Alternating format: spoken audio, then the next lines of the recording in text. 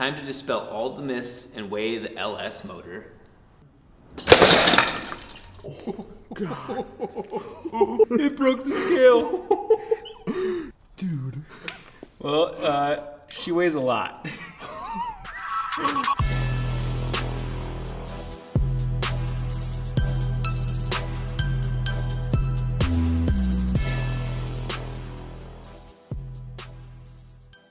When we first announced the Rotary Corvette, there was a lot of controversy, as there should be. The whole point that we wanted to do was not just to be controversial, but to give you a talking point, something that's kind of interesting, unique, but useful. Today's video is actually taking aside all of the hearsay and talking about facts. We are comparing the 13B REW to the LS6. Not just rough horsepower, blah, blah, blah. Actual measurements, because this video isn't just for talking about the differences, but it's also talking about supporting those who want to use those engines in their vehicle. We're going to go over all the dimensions, angles, size, issues, short block, long block. No controversy, no bias based on me being a rotary guy. I have both engines in vehicles, LS6, well, I have LSA, as well as a variety of rotaries found here. Literally, at the moment, none of my vehicles have rotaries in them because they're all right here.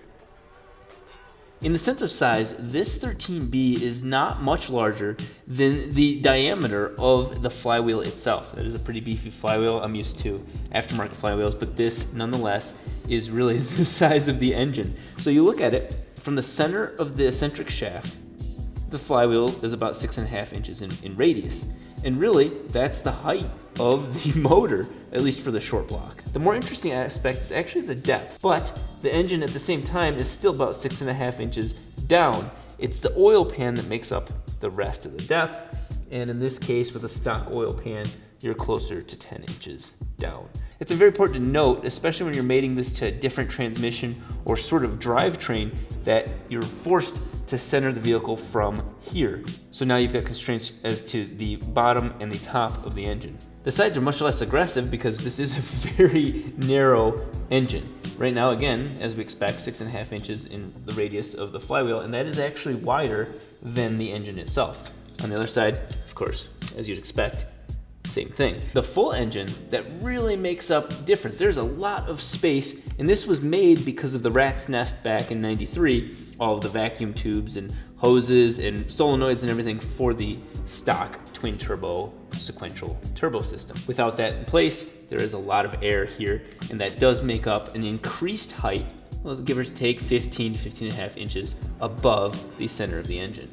Quite a big difference there. One of the big things that this engine is missing, and it is on purpose because the engine's not in the Corvette, is the exhaust manifold, and that also originates on this side of the motor. The intake, the exhaust, all of that, combustion's done over here, so you got spark plugs, so all of the air moving in and out has to come from this side of the motor. So you have to make concessions for some sort of exhaust manifold, some sort of turbocharger, because quite frankly, a lot of my rotary guys aren't going to like to hear this, but the only way this 13B is ever going to be competitive with any larger engine is with forced induction, so it's going to require a turbocharger. This is where this engine really comes up with its advantage. It's the length of the motor. A two-rotor is such a baby motor, and really 12.5 inches is the core of the motor. You're talking the rear iron, first rotor, or second rotor from this point of view, center iron, front rotor, and then front iron.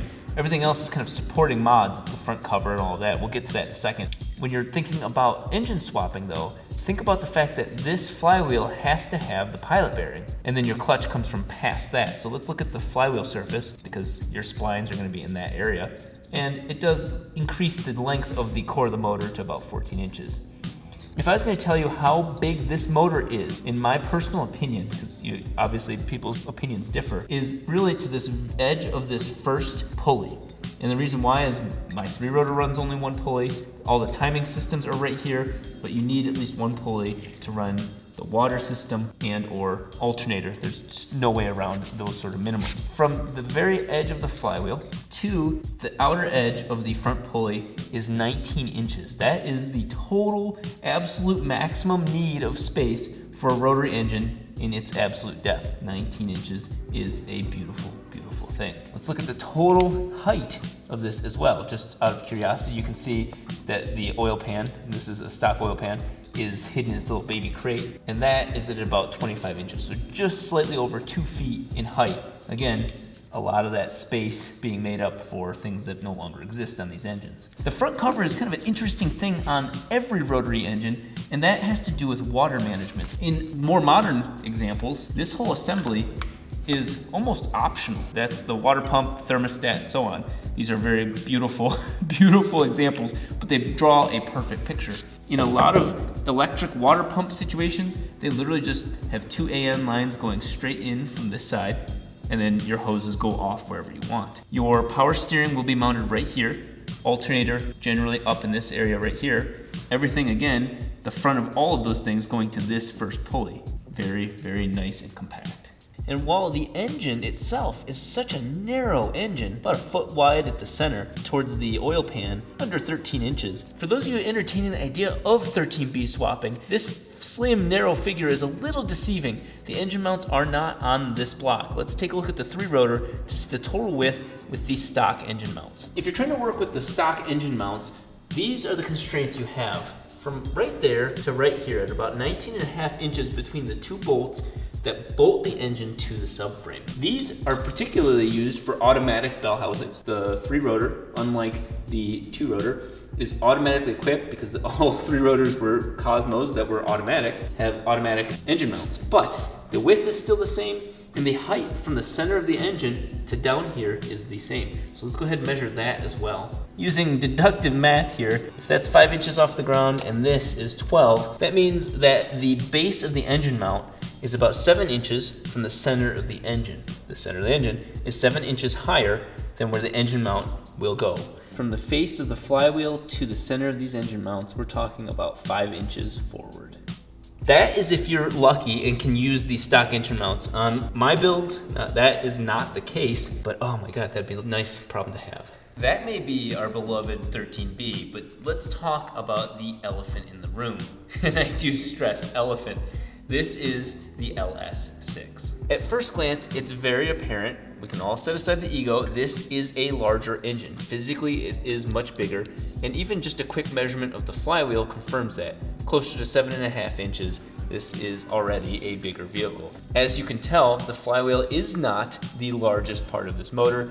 Everything else encompasses that. Again, looking from the center to over the intake manifold, we're talking already about 17.5 inch height. The oil pan, on the other hand, is actually pretty flat, and that gives us about a height of 7.5 inches from center. Going from the sides, we've got a total of about 8.5 inches, 9 inches on one side, and then pretty symmetrical, but still another 8.5, 9 inches on this side as well. The area where this engine starts to take up space is actually in the heads. This is a V-shaped motor, or almost looks like a Y shape, but that's where you start growing out of space. It is, at its height, the widest at about 21 inches wide. So an engine bay really needs to be able to accept this width, or at least not have steering components or anything else in this area to really accept the massiveness of the top of this engine. Bottom, a little bit more compact, but nothing nearly as narrow as any of the rotary engines. The serious advantage of this block over a rotary engine is this right here. The intake manifold is much smaller and much more compact and really built into the area of the motor that is dead space. It is also made out of plastic, which means that a longer form of this block weighs much less than adding the components of a rotary engine. Just facts, we gotta be honest here, this is pretty damn smart. This engine is useless like this. This is dead space, you will not be able to use it. There are some motors that will hide their starter inside of the center of the motor, and I'm talking about some old, massive, big block vehicles. That is not the case with the LS's. The starter is over here, and the alternator is actually quite massively out of the way up over in this corner. At final glance, the total height of this engine is surprisingly very similar to the rotary engine with its stock manifold at just about 25 inches. So there is no real advantage or disadvantage between the two there. They both have their give and take, and that puts the total height at very similar dimensions. Where this engine starts to lose its advantage is when you start adding the exhaust manifolds. I won't fully plug this in, but there are exhaust manifolds on each side of the engine. One for this side for 4 cylinders and one for the other. So even if you were turbocharging this, even if you were naturally aspirated, this engine naturally has to have something coming out of this side of the block and going somewhere. Those tubes have to be bent, and at the minimum, you're talking about an extra 3 inches of width to the motor. Having exhaust headers on there gives us a total width of about 2 feet. So you do have to make up for extra width on this vehicle because of the exhaust. The exhaust is not in an easy location. It sounds so nice, you gotta make it twice. It's redundant. There's 4 exhaust pipes on each side. As you can tell, the engine mount actually eats up a lot of the space that you thought you gained with the narrow base of the engine. Looking at the width overall, it is still pretty similar to any of the rotary engines at about 17¼ inches from center to center on the 2 engine mounts. While that number is nice, let's take a look at the height of the base of the engine mount. What's particularly interesting about the engine mounts is they are much higher in relationship to the center of the engine. This engine does sit pretty low. From the center of the crankshaft, you're talking about 3.5 inches down is to the plane of where the engine mounts sit. The very interesting fact about these engine mounts is actually the depth at which the engine sits. We found that the engine mounts were much farther forward on the Corvette than they are on any sort of rotary engine. That does make a massive change in your strategy when swapping any of these engines in. This engine mount is approximately 16 inches from the face of the flywheel. You have an engine mount way up here, and for good reason. That does balance the block between all of its accessories and all of the other pistons hidden inside of here. This is probably one of the most interesting numbers on this motor, and that is the total length from the face of the flywheel to the front of the pulley.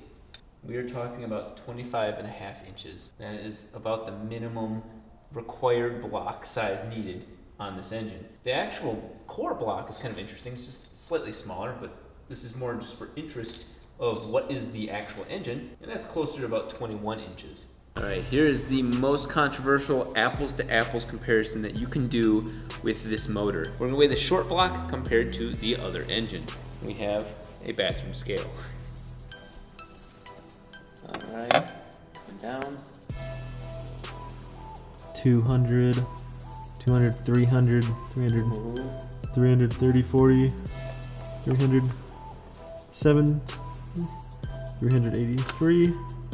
There we are. 384. To make this as fair as possible, we're gonna give you 2 measurements with the 13B, because otherwise we stack the deck, it looks unfairly positive for the rotary engine. I wanna be as honest as possible, and the biggest difference comes from the intake manifold. That is such an advantageous intake manifold, being plastic, being light, that I wanna include the whole required intake manifold for the most accurate pound for pound light short block. All right, so here is the shortest, smallest block possible in the rotary engine world. Theatrics. There you have a healthy 200 pounds exactly for the short block 13B. Almost half of the short block LS6. But let's measure pound for pound. The LS6 did have its attachments for the water system, so we'll go ahead and add that in here. God awful one counts. It's aluminum, but that works out. And then the intake manifolds, which are actually pretty light.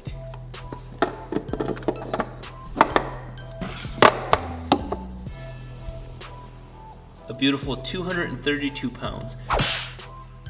So in comparing the 13B small block to the LS6 small block, there is a massive difference. 230 pounds versus 380. That's a 150 pound difference between the short blocks. Yes, to make this almost as powerful, if not more powerful than the LS6, there is a turbocharger required as well as some piping in there. But we are not including the 2 exhaust manifolds, and in this case, neither of the engine mounts. So obviously, weight adds up from here, but this is the core, basic, most required part of each of these engines, and there is an official answer right there. And as a side note, for those of you wondering and potentially arguing in the comments, if you think that your magical LS is very light, let's confirm this.